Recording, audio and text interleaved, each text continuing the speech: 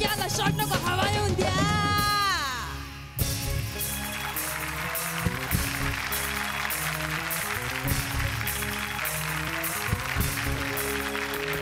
नमस्कार, सुस्वागतम. कसे आहात मंडळी? मजेत ना? आणि आपला नेहमीचा आपुलकीचा प्रश्न, हसताय ना? हसायलाच पाहिजे, कारण परत एकदा घेऊन आलोय आपल्या हक्काचा आपला लाडका कार्यक्रम, ज्याचं नाव आहे दिशा डिरेक्ट सीधा देविदा प्रस्तुत चला हवा येऊ द्या महाराष्ट्र दौरा, को पावर्ड बाय चिंग सिक्रेट आणि लाल हिट.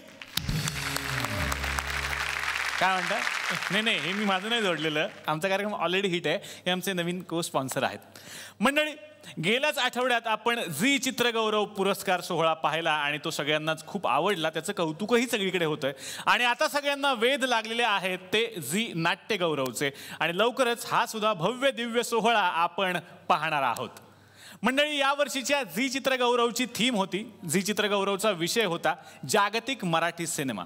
जगभरात पोहोचलेल्या मराठी सिनेमाचा गौरव म्हणजेच यंदाचा झी चित्रगौरव पुरस्कार सोहळा.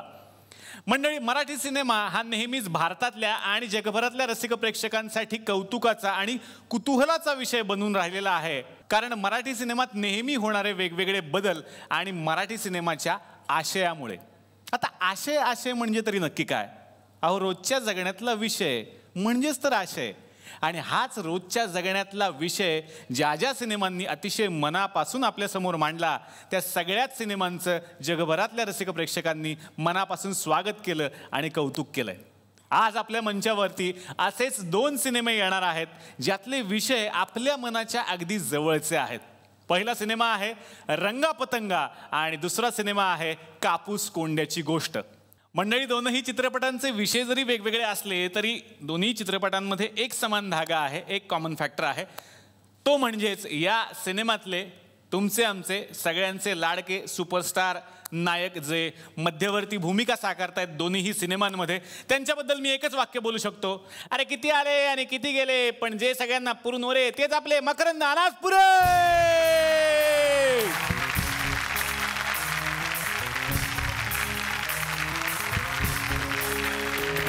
मला फार आनंद होतो जेव्हा जेव्हा सर आमच्या थुकरटवाडीमध्ये येतात. कसं वाटतं परत येऊन? फारच उत्तम, फारच उत्तम. एक तर दौरा पण सुसाट आहे, दरवेळी त्याची नोंद आम्हाला घर बसल्या मिळते आणि अतिशय उत्तम प्रतिसाद या कार्यक्रमाला. आणि credit goes to you all, कारण तू एक तर स्वतः लिहितोस, तू इतकं उत्तम बोलतोस, तू इतक्या चांगल्या पद्धतीनं हा कार्यक्रम पसरवलेला आहे सगळ्या महाराष्ट्रभरात.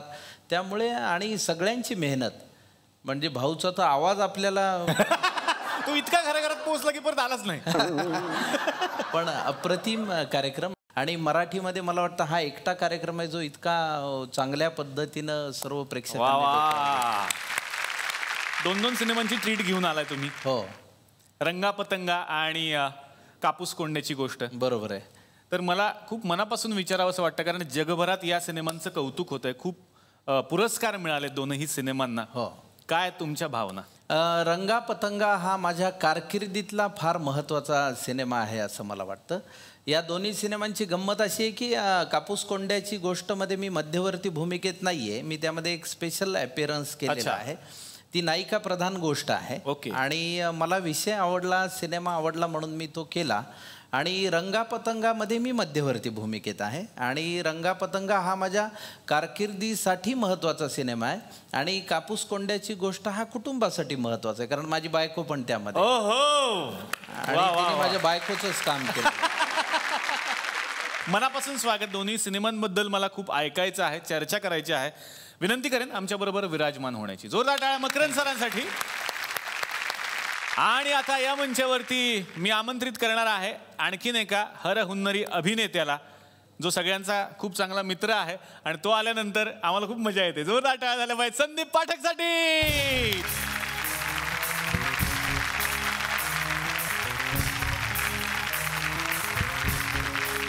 आता या मंचावरती आमंत्रित करणार आहे सगळ्यांच्या एका लाडक्या अभिनेत्रीला, जी रंगापतंगा या सिनेमात आपल्याला दिसतेच आणि झी मराठीवरची जी सध्या खूप लोकप्रिय मालिका आहे माझे पती सौभाग्यवती, यामधली ती लक्ष्मी आहे. जोरदार टाळ्या झाल्या पाहिजेत नंदिता धुरीसाठी.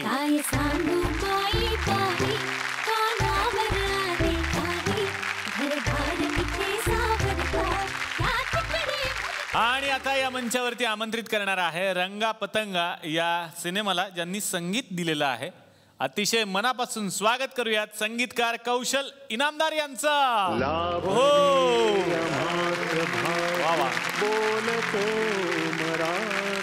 सर, मनापासून स्वागत, बसण्याची विनंती करतो.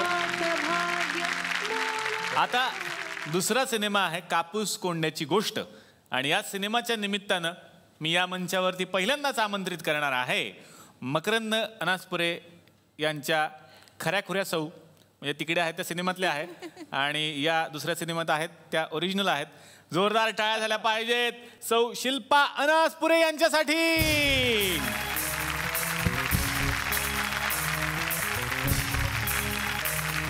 आता या मंचावरती आमंत्रित करूयात कापूस कोंडण्याची गोष्ट यामधल्याच आणखीन एका अभिनेत्रीला. जोरदार टाळ्या समिधा गुरु यांच्यासाठी झाल्या पाहिजे.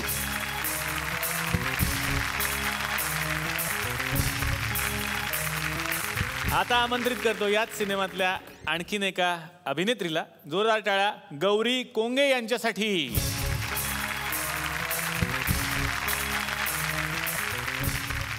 आणि आता आमंत्रित करूयात याच सिनेमातल्या आणखीन एका अभिनेत्रीला. जोरदार टाळ्या नेत्रा माळी यांच्यासाठी झाल्या पाहिजे.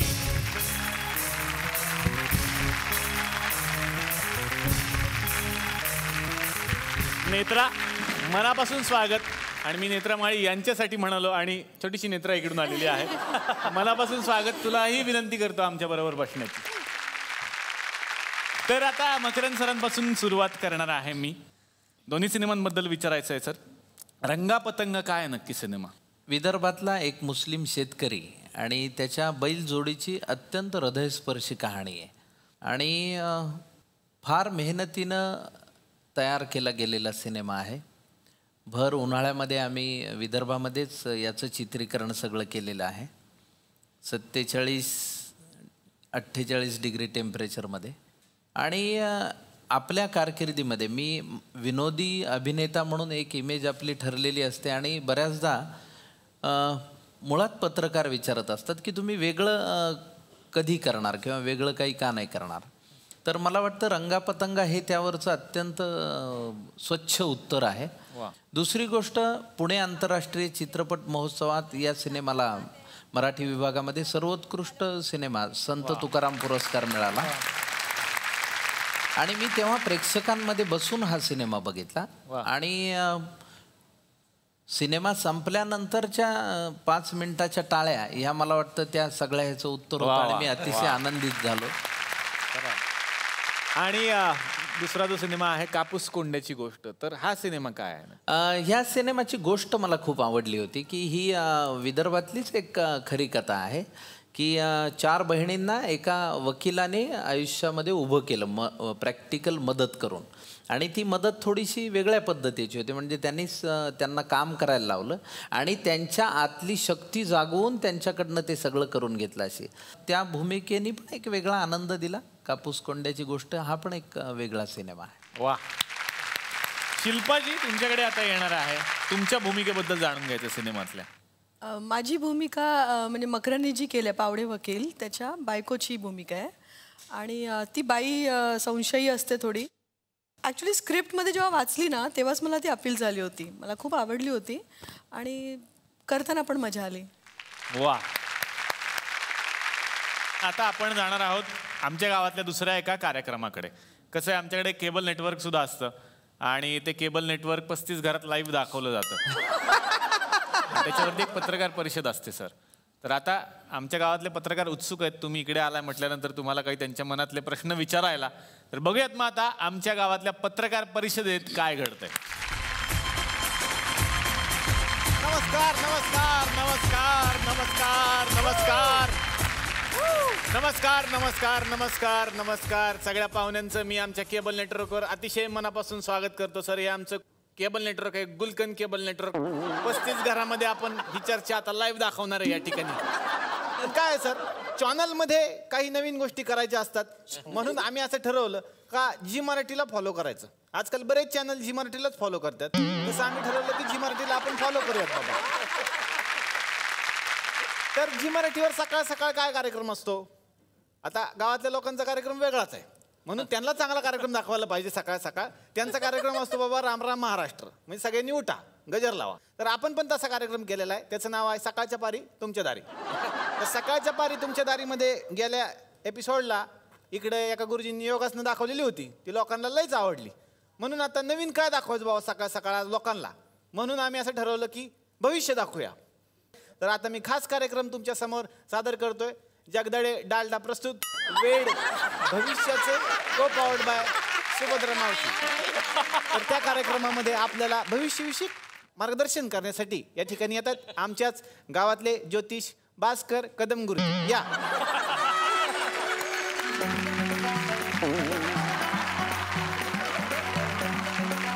वा वा वा, नमस्कार. बसा बसा. अरे वा. कार्यक्रमाचं नाव तर तुम्हाला कळलंच असेल, जगदाळे डालडा प्रस्तुत वेड भविष्याचे. पॉज जरा कमी घ्या ना त्याच्यात. हा घेतो. वेड भविष्याचे को पावडर बाय सुभद्रा मावशी. सुभद्रा मावशीचं काय हे? को पावडर बाय म्हणजे तुम्ही जे पावडर लावली ना मेकअप रूम मध्ये ती त्यांच्या घरातली असं हे म्हणजे को पावडर बाय. कसं असतं ना गुरुजी, चॅनल चालवायचं म्हटल्यानंतर अशा लोकांचा सपोर्ट घ्यावा लागतो ना पैशासाठी. अरे वर्षाकाठी 2,500 रुपयाची उलाढाल आहे आपले चॅनल. 2,500. तर वेड भविष्याचे या कार्यक्रमात आता आपण सरांशी काही चर्चा करणार आहोत. तर राशींविषयी सरांना बऱ्याच माहिती आहेत. तर मला सांगा गुरुजी, सध्या 12 राशींचं फळ काय आहे? कलिंगड. हे मोठं फळ असतं, त्यामुळं 12 राशींना पुरतं. ते कलिंगड खावं. आणि गरमीचे दिवस आहे, उकाळा वाढलाय, कलिंगड बरं पडतं. तर 12 राशींचं फळ कलिंगड लिहून घ्या तुम्ही. तर काही लोकांना इथं प्रश्न पडलेले असतात, त्यांचे आपण लाईव्ह प्रश्न या ठिकाणी घेणार आहे तुमच्यासाठी. तर कोणाला काही मनात प्रश्न आहेत का? सर मला प्रश्न विचारायचा होता. नमस्कार. घ्या प्रश्न घ्या, तुमचे लाईव्ह प्रश्न घ्या. हा सर नमस्कार गुरुजी. ओळखलत का मला? मी गोडकुले. सर आडनाव आहे माझं गोडकुले. अहो ते चुकलंय ना यांचं काय. गोड बोले असल, गोड बोले. नाही सर, आधी माझं आडनाव गोडबोले होतं, पण सरांनी सांगितलं जरा आपण स्पेलिंग थोडस बदलूया. ते म्हणाले ब च्या जागी क टाका. त्यांनी स्पेलिंग लिहून दिलं गोडकुले. अरे पण ऐका ना माझं, तरी पण मिस्टेक आहे बघा ना. गोड बोले होतं ना, बच्या जागी क टाकलं, मग गोड कोल्हे होईल ना. नाही त्याच्यात काय मजा आहे. गुरुजी मला एक प्रश्न विचारायचा होता. तुमच्या आदेशानुसार आम्ही घर बांधायला घेतलं होतं. घर बांधून झालं होतं, नंतर तुम्ही मार्गदर्शन केलं. आता काही फेरबदल केलेत आम्ही. म्हणजे हॉल जे होता तो घराचा मागच्या बाजूला घेतला आणि टॉयलेट बाथरूम पुढे घेतलंय. किचनच्या मध्ये बरोबर अर्धा बेड टाकलेला आहे आम्ही, आणि अर्धा बेडरूम आणि अर्धा किचन असं मिक्स झालाय. म्हणजे अर्धा गॅस किचन मध्ये होतोय आणि उजवीकडे भात टाकतोय तो आमचा बेडरूम मध्ये होतोय. माहिती. तर तुम्ही जे काही सांगितलं त्याप्रमाणे सगळं व्यवस्थित झालं. पण प्रॉब्लेम काय आता? हा प्रॉब्लेम एकच झालाय, घरात कुणी पाहुणा आला, डोरबेल वाजवतो, दरवाजा उघडला की तो डायरेक्ट टॉयलेट मध्येच येतोय. मग आणि मग त्याच्यानंतर त्याला टॉयलेटच्या खिडकीतून आत यावं लागतं. बघा सर, माझी आठवण आणि अडचण केवढी मोठी आहे सर. तर मग म्हणजे काय करू? काय समस्येवर उपाय असाव सर? नाही हे विकून टाका घर. आता त्याचा काही उपयोग नाही. बरं, मला किचनवरून एक प्रश्न विचारायचा जो गृहिणींना सामान्यपणे पडलेला असतो सर. कुणाला? गृहिणींना म्हणजे बायकांना. तर किचन साधारण कुठं असावं? ते तुमच्या स्वतःवर अवलंबून आहे. म्हणजे बघा, डाव्या साईडला, उजव्या साईडला, जसं तुम्ही कुठं खिशात कुठंही ठेवू शकता तसं. आणि कमरेला सुद्धा बेल्टला पण अडकवू शकता तुम्ही. काय किचन किचन अरे किचन नाही मग स्वयंपाकघर. अरे मग चिकन घर म्हणा ना. असं काय करतं? सर मला एक प्रश्न विचारायचा. एक म्हणून दोन घेता घ्या. नाही गुरुजी, साधारणपणे घरामध्ये म्हणजे गॅसची दिशा कुठल्या बाजूला असावी? साधारण मला वाटतं मागच्या मागे गेलेला बरा.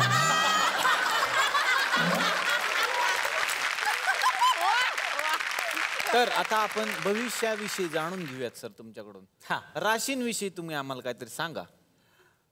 राशींचे कसे म्हणजे आता आपण घेऊया मकर रास. वा. मकर रास ही मकर अनासपुरेंची रास आहे. वा. काय? हा, मकर अनासपुरे. राशीवरून त्यांचं नाव ठेवलंय मकर अनासपुरे. आता फॉर एक्झाम्पल माझी घ्या, माझी कुंभ. हा. कुंभवरून माझं नाव ठेवलंय कुंभ भाऊ. भाऊ कुटुंब.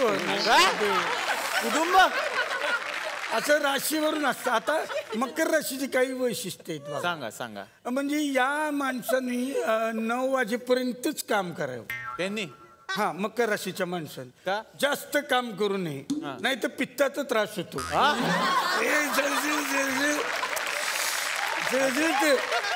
पित्ताचा त्रास होतो हा, त्यांना. बरोबर. त्याने जास्त जागरण करू नये. बरोबर. ही फार डेअरिंगबाज माणसं असतात, पण ही बायकोला जाम घाबरतात. हे एक आहे.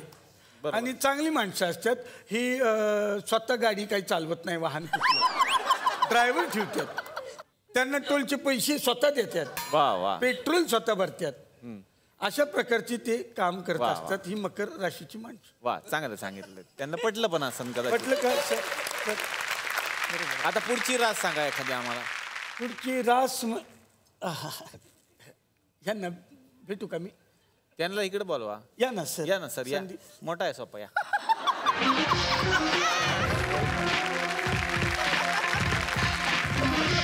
त्यांनी असं केलं म्हणजे पैसे उडवणार तुमच्यावर. नाही नाही नाही नाही, मग नक्क काढायची विसरले. हात दाखवा. नाही, एकच चुना लावता ना? हा. नाही, पान खाता का? पान पान हो पान खातो. शुक्रवार, शनिवार, रविवार 3 सलग सुट्ट्या आल्यात ना?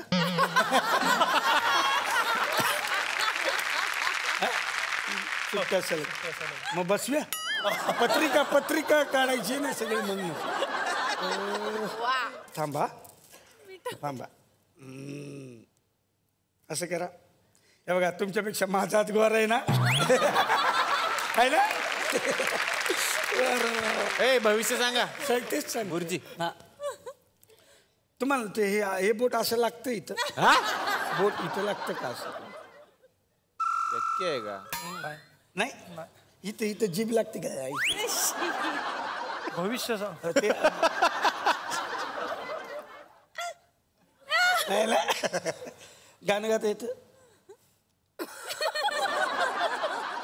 मग काय येतं का? दुसऱ्यांच्या फक्त नकलाच करायच्या. ह्याची टीका कर, त्याची टीका. काय येतं काय मग तुम्हाला? हे पोपट कशाला टाइमपासला आणला का? नाही, भविष्य सांगितो पोपट. हा? हा, अरे यो, पोपट आहे का? वटवागुळ आहे, उलटा लटकला. असं नाही. ठेव. हा पोपट बोलितो. कसा? हे बघा.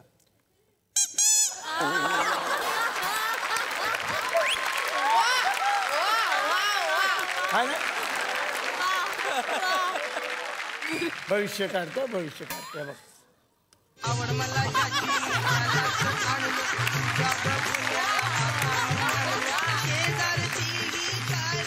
वाचा.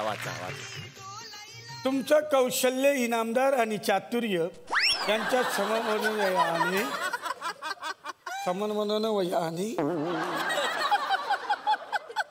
तुमचं परत वाचा. काय वाचलं?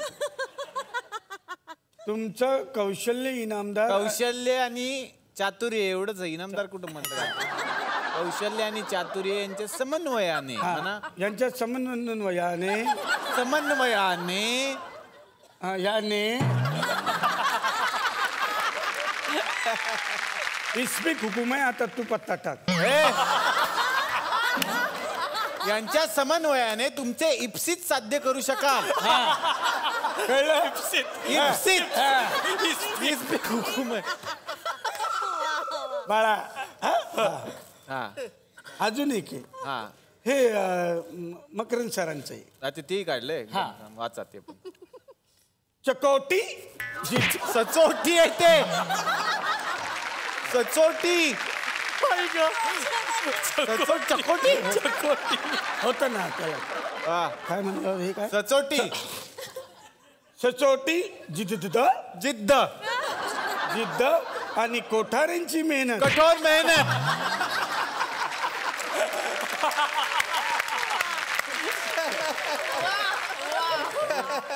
कठोर मेहनत आहे ते कठोर मेहनत यांच्या उरावर जोरावर आहे त्यांच्या जोरावर यांच्या जोरावर तुम्ही चिंतात चिताचिता चिंतात तुम्ही काय वाचलं तुम्ही तुमच्या चिंता विवंचनांचा चिंता चिता नाही ते एवढं हे हा चिंता चिंता विवंचना चा चक्रव्यूह भेदून हा चिंता विवंचनांचा चक्रव्यूह भेदून चिंता वेधून हा तुम्ही घरात घोडदौड कर हा? घोड घोडदौड घोडदौड करणार आहात हा छान छान असं सरांचं म्हणणं कळलं ते तेव्हा तर सुंदर असं यांनी भविष्य सांगितलं धन्यवाद सर तुम्ही इथं आलात पुढच्या वेळेला तुम्ही नक्की या नवीन भविष्य आम्ही सांगितलं आणि आता पुढच्या पत्रकार परिषदेकडे आपण वळूयात कारण आमच्या गावातले बरेच हरहुन्नरी पत्रकार या ठिकाणी प्रश्न विचारायला येणार आहेत इथल्या सेलिब्रिटींना तर अशा पद्धतीनं सेलिब्रिटी आलेले आहेत पण ह्यांना प्रश्न विचारण्यासाठी जे पत्रकार उत्सुक आहेत गावातले त्यांना या ठिकाणी मी आमंत्रित करतो सुरुवातीलाच आमंत्रित करूयात पुण्याच्या सागरिका स्वारगेट मॅडम या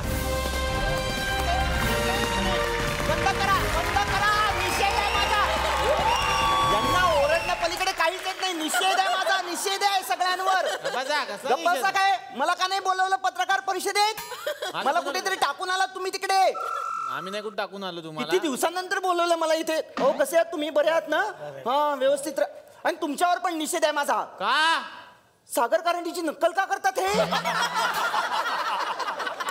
बिचारा केवढा चांगला नट आहे तो जर तुमचं स्वतःच करा ना काहीतरी सारखं बघावं तेव्हा मला पण यायला लागलं नाही असं करू नका बिचारा कळलं ना पोट पण आहे त्याचं त्याच्यावर पाठक तुमचा निषेध आहे का त्यांचं का तुमचा निषेध आहे का तुमचा निषेध मुलगा आहे की नाही निषाद निषाद निषेध निषाद अच्छा तुमचा निषाद आहे कळलं हो हा, आहे यांचा निषेध आहे हो आहे हा बसा मॅडम बसा तुम्ही कशाला हो या ना म्हणजे बसणारच आहे मी तुम्ही सांगू नका कळलं हा तिकडे बघा तिकडे काय आहे ते पण पुण्याचेच आहेत हो हा. मग इकडे बघा फुटतील आता डोळे चला आता पुढच्या आम्ही जोडीला बोलवतो ते पत्रकार जोडीनंच येतात कारण त्यांचे मिसेस त्यांच्या बरोबर असतात अतिशय मनापासून स्वागत करत मिस्टर मिसेस बडबडे पत्रकार यांचं या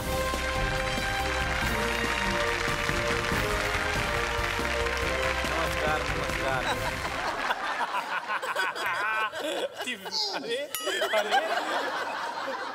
बद्रिके पत्रकार इकडे आहे, आता तुमचं तिकडचं काम झालं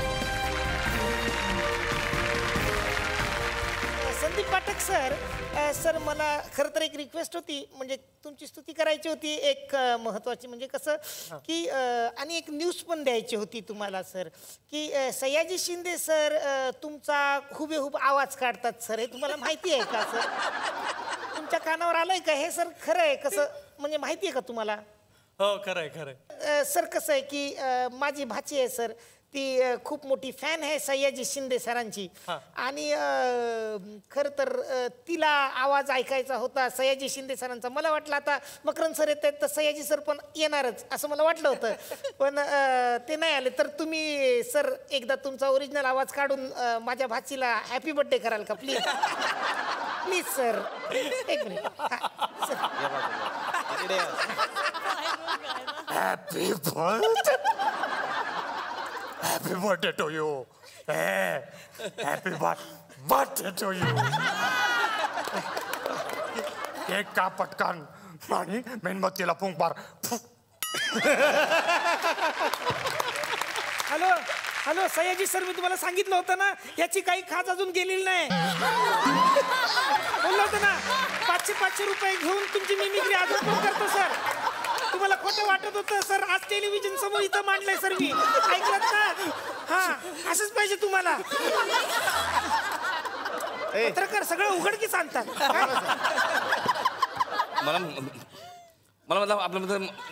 मला स्वतः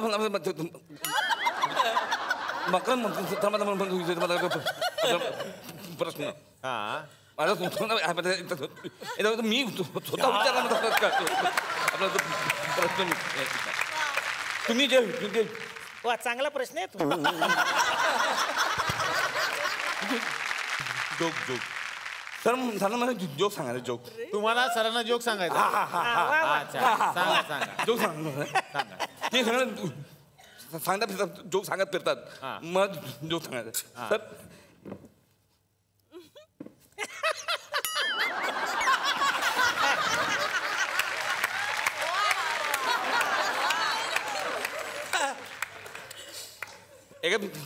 एक रात्र जंगल एका जंगलामध्ये दंगलाची गोष्ट आहे, दंगलाची. एका जंगलामध्ये दोन प्राणी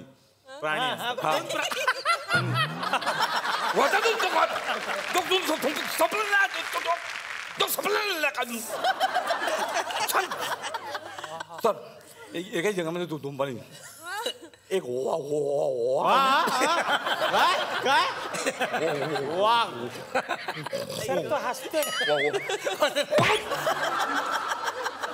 एक वाघ आणि एक वाघ आणि एक नाग नाग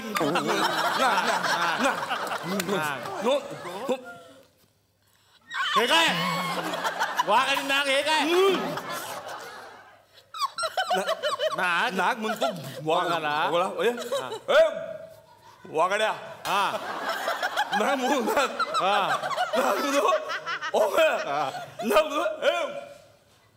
वाघड्या. वाघ म्हणतो नागाला गड्या.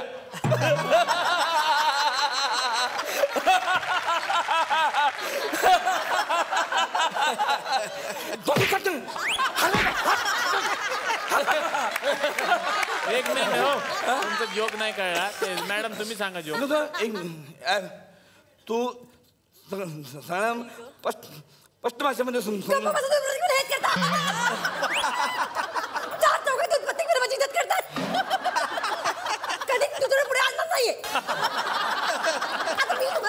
जोक सांगते. ऐका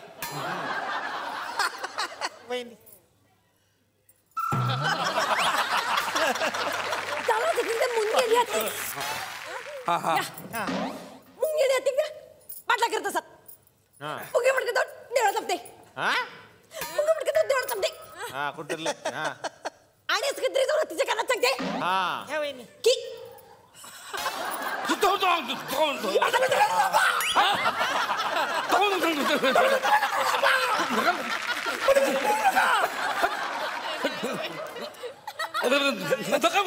त्याला द्या त्याला द्या त्याला द्या.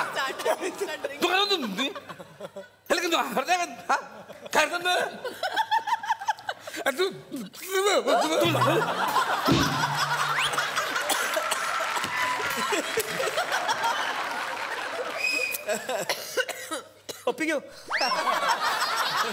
बोल नका. पुणेरी बाई तुम्ही काय प्रश्न घेणार आहात? तर संदीप पाठक, मला एक गोष्ट सांगा. हा, कोणती? सांगा कुठली सांगा. ससा कासव माकड लाकूड तोड्या सांगा. लवकर सांगा एक गोष्ट. बरं एक जोक सांगा. पुण्याचे आहात ना तुम्ही? हो. मग पुण्याचा जोक आहे. हो. एकदा एलियन आले पुण्यात, तबकडीतून आले आणि ते म्हणाले की आता पुणे आमचं. आता पुणे आमचं झालेलं आहे. तर पुणेकर त्यांना असं म्हणाले की गेलात उडत आधी पार्किंगला जागा शोधून दाखवा. वा हॅलो चांगला आता मस्त. हा जोशी हो ते तुमच्या मुलाचा वाढदिवस आहे ना. हो ते लहान मुलांना जोक सांगायला आहेत माणसं. हो हो हो हो ससा पण होतील ते. हो फक्त कान लावले की झालं त्यात काय एवढं. चहा घेता तुम्ही. हो चहा घे. घरून घेऊन यायचं. हा आणि 700 काय 700 450 रुपये द्या गुपचूप कळलं का. हां तुम्ही जा पुण्याला वाढदिवस आहे म्हणून चांगले जोक सांगा. तुमचं तर कामच करून दिलं. हा कोणाला काय प्रश्न आहेत का फायनल. मकरंद सरांना मला विचारायचं आहे सर, तुम्ही खूप पुस्तकं वाचता, तुमचा खूप अभ्यास आहे सर. मला विचारायचं आहे की स्पायरो गायराचा शोध कुणी लावला.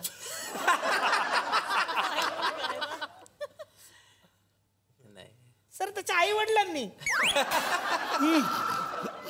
नाही आवडला काय. स्पायरो गायरा चांगला लागतो खायला.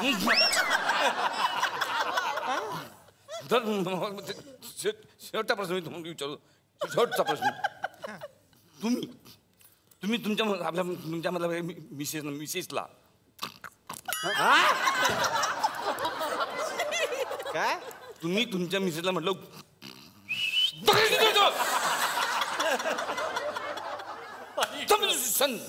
तुम्ही तुमच्या मिसेसला म्हटलं घाबरता काय. खरं घाबरतं. तर पत्रकार परिषद इकडेच संपलेली आहे. आता येणार आहे संदीप पाठक तुमच्याकडे. रंगापतंगामधली तुमची भूमिका. रंगापतंगा या सिनेमामध्ये माझं पोपट नावाचं कॅरेक्टर आहे. अच्छा. आणि पूर्ण वेळ सिनेमामध्ये त्याची पोपटपंची आहे.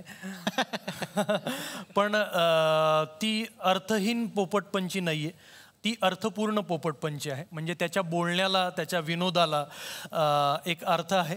आपण ज्याला ब्लॅक ह्युमर म्हणतो तसा त्या धाटणीचा विनोद ह्या पात्राकडून होताना आपल्याला सिनेमामध्ये दिसतो.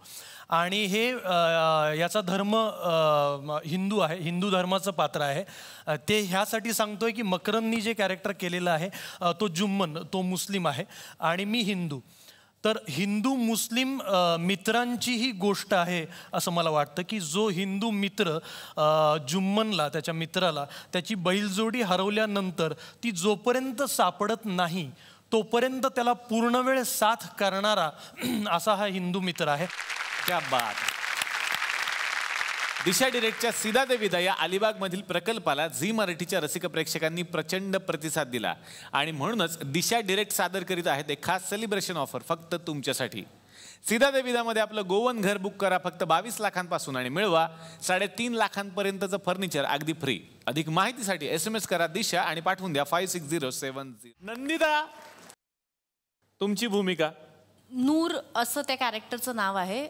मुस्लिम बाईची भूमिका आहे आणि तिचं सगळं आयुष्य तिच्या घराभोवती फिरतंय. त्या बैलजोड्यांवर खूप पोटच्या पोरांसारखं प्रेम करते आणि आता जेव्हा हे क्रायसिस सिच्युएशन आहे तेव्हा मनापासून नवऱ्याला साथ देणारी अशी साधी घरी हाऊसवाईफ बाई आहे ती. आणि फार छोटीशी भूमिका आहे पण फार सुंदर भूमिका आहे. वा. आता येणार आहे या 3 बहिणींकडे. समिधाजी तुमच्या आता भूमिकेबद्दल जाणून घ्यायचं. कापूस कोंड्याची गोष्टमध्ये ज्योती नावाची भूमिका मी करते, जी सगळ्यात मोठी बहीण आहे सिनेमातली या 3 बहिणींना घेऊन चालणारी. मला खरंच वेगळेपणा वाटला ही भूमिका करताना, कारण प्रसाद नामजोशींनी अत्यंत सुंदर स्क्रिप्ट लिहिली होती. ती समोर वाचल्यानंतर ते कॅरेक्टर उभं राहिलं आणि मुळात बेस्ड ऑन ट्रू स्टोरी असल्यामुळे ती मुलगी पण डोळ्यासमोर उभी राहिली आणि ते करण्याची जबाबदारी खूप वाढली की खरंच अशा पद्धतीची मुलगी आहे जिने आपलं कुटुंब सांभाळलं आहे, जिने आपलं कॉलेज सोडून कशा पद्धतीने त्या वकिलाच्या मदतीनं आपल्या मुलींना, आपल्या बहिणींनाच, मुलींसारख्याच आहेत त्याच्यामुळे त्यांना कशा पद्धतीने तिने पालनपोषण केलं आहे. तर ह्या सगळ्या गोष्टी जेव्हा डोळ्यासमोर आल्या ना निलेश, तेव्हा असं वाटलं की ॲक्टर म्हणून करण्यासारखं खूप आहे पण माणूस म्हणून शिकण्यासारखं जास्त आहे. गौरी तुम्ही जी भूमिका साकारताय ती कशी आहे? चौघी बहिणींमधली मी 3ऱ्या नंबरची बहीण केली आहे, रत्ना. चौघींमधली ती अशी आहे की जास्त स्ट्रॉंग आहे मला असं वाटतं चौघी बहिणींमधली ती. कारण तिला नाही वाटत की गावामध्ये कोणाकडे मदतीला जावं, आधारासाठी जावं किंवा मुळूमुळू रडत बसावं. ती इतकी स्ट्रॉंग आहे की मोठ्या बहिणींच्या काही चुका झाल्या तर तोंडावर सांगणार की मार पडेल, अशी तर ती अजिबातच घाबरणार नाही. उलट सांगणार की मला नाही मारायचं, बाहेर ज्यांनी रंग दाखवलेत त्यांचं ना त्यांना जाऊन मारायचं. सो इतकी ती स्ट्रॉंग आहे.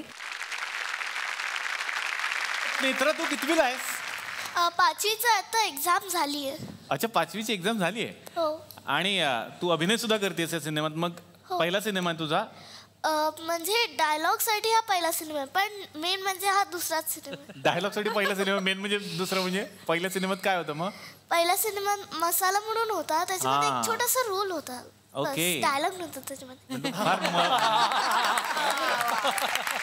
माझा छोटा किस्सा सांगतो पटकन, आता हिच्यावर आठवला ती डायलॉगवरून. मला पहिला रोल मिळाला होता एका सिरियलमध्ये, एक ऐतिहासिक सिरियल होती. आणि मी तिथे सतत जायचो. भोरचा राजवाडा सरांचं शूटिंग बघायला पण खूप वेळा बाहेर उभा राहिलो होतो मी. तर भोरच्या राजवाडा, मला शूटिंगला घ्या, तर कुणी घेईच ना. एकदा तिथल्याच आमच्या एका लोकल कलाकारांनी सांगितलं, हा चांगला आर्टिस्ट नाही, याला घ्या. मी 12वीला. चला तुम्हाला घेतो. काम करणार ना. घ्यायचे कपडे काढा.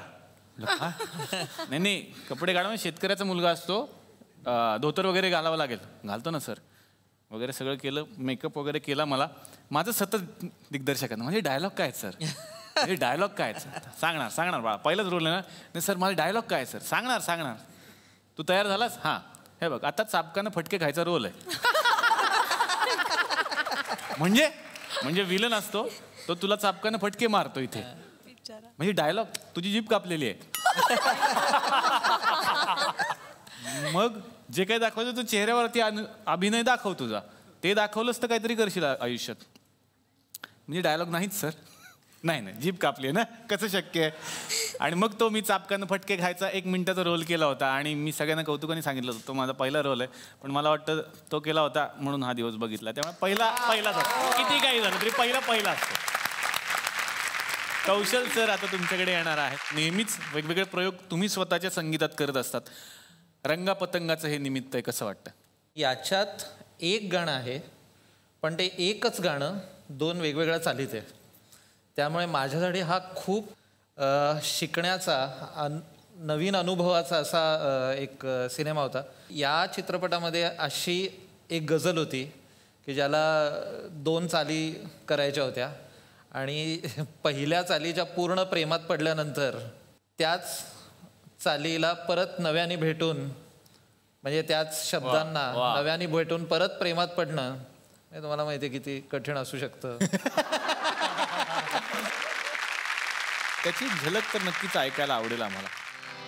ए सनम आँखों को मेरी खूबसूरत साज दे, ये उन्हीं स्वप्नात माझ्या एकदा आवाज दे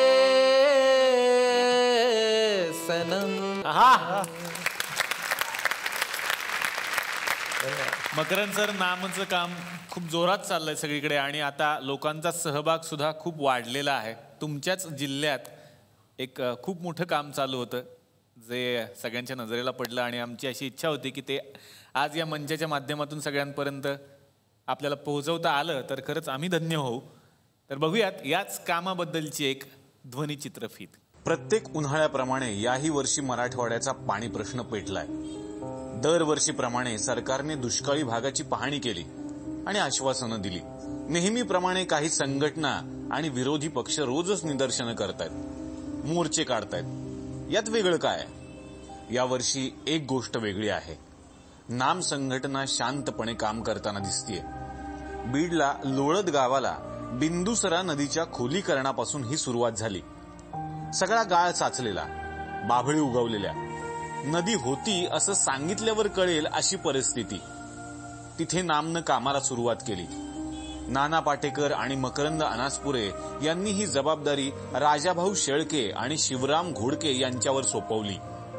लोळद गावाचा शिवराम घोडके अवघ्या 25 वर्षांचा कृषीभूषण पुरस्कार मिळवणारा तरुण. त्याच्या तळमळीमुळं आणि नामच्या नावामुळं गावातली माणसं एकत्र आली. लोक म्हणत होते हे 2 किलोमीटरचं नदी खोलीकरण आणि रुंदीकरण करायला किमान 2 वर्ष लागतील आणि त्यात निधी आणि मशिनरीचा खर्च होताच. यावेळी केशव आघाव नावाचे एक व्यावसायिक नामशी जोडले गेले. या केशव आघाव यांनी आपल्याकडच्या सगळ्या JCB मशीन आणि गाड्या मोफत दिल्या. ज्या कामाला भले भले लोक 2 वर्ष लागतील असं सांगत होते, ते काम केवळ 2 महिन्यात पूर्ण करून दाखवलं. बरं, केवळ 2 किलोमीटरच नाही तर एकट्या बीड जिल्ह्यात तब्बल 100 किलोमीटर नदी खोलीकरण आणि रुंदीकरण पूर्ण केलं गेलं अवघ्या 6 महिन्यात. जे काम करायला सरकारला 10 कोटींपेक्षा जास्त खर्च आला असता, ते काम लोकसहभागामुळे केवळ 15 लाखात पूर्ण झालं. नामची मराठवाड्यामध्ये नदीतला गाळ काढणे, रुंदी वाढवणे अशी एकूण 342 किलोमीटरची कामं सुरू आहेत. या कामांना सरकारला किमान 20 ते 25 कोटी रुपये खर्च आला असता, पण नामनं हे काम केवळ 2.5 कोटी रुपयात पूर्ण केलंय. याला कारण लोकसहभाग. गावातल्या लोकांनी डिझेलसाठी पैसे गोळा केले, श्रमदान केलं, अगदी मजुरांना स्वतःहून जेवू घातलं, अगदी प्रेमानं. हा चमत्कार घडला कसा? केवळ लोकांच्या विश्वासामुळं. लोक सहभागी झाले की आपोआपच कामावरचा खर्च कमी होतो आणि दर्जाही वाढतो.